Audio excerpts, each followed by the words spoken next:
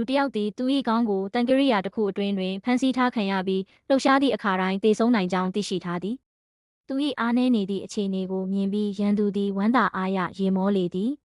သို့သောအန္တရာယ်ကြားတွင်ပင်ထိုလူသည်ငြိမ်သက်စွာဖြင့်ဗုဒ္ဓဘာသာစာတမ်းများကိုရွတ်ဆိုနေခဲ့သည်အလွန်မကြာခင်မှာပင်ရန်သူ၏ခေါင်းလဲတူညီသောတန်ကရိယာတစ်ခုအတွင်းတွင်ဖမ်းဆီးခံရသည်တန်ကရိယာသည်တဖြည်းဖြည်းတင်းကျပ်လာသဖြင့်ရန်သူသည်ဘလို့ရက်တန့်ရမည်ကိုမသိဘဲထိတ်လန့်တုန်လှုပ်သွားသည်ထိုလူသည်မိမိရွတ်ဆိုမှုကိုဆက်လက်ပြုလုပ်ကာရန်သူအားလူတက်လိုစိတ်ကိုစွန့်လွတ်ရန်တိုက်တွန်းခဲ့သည်သို့သောရန်သူသည်မနားထောင်ခဲ့ပါနောက်ဆုံးတွင်အသက်ကိုကယ်တင်ရန်အရေးပေါ်အနေဖြင့်ရန်သူသည်မိမိ၏ရက်ဆက်ကြမ်းကြုတ်သောအပြုအမူများကိုရပ်တန့်မည်ဟုသဘောတူလိုက်သည်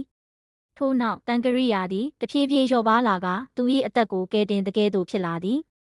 တို့ရာတွင်ထိုလူသည်မိမိ၏ဘာသာရေးလန်နံကိုလှုပ်ခါလိုက်ချိန်တွင်သူ၏ခေါင်းပေါ်ရှိတန်ကရိယာသည်ချိုးကျသွားခဲ့သည်ရန်သူသည်မယုံနိုင်လောက်အောင်အံ့ဩသွားပြီးနောက်ဆုံးတွင်ငြိမ်းချမ်းစွာအနိုင်ရခဲ့သောထိုလူရှိတွင်လုံးဝလက်နက်ချလိုက်သည်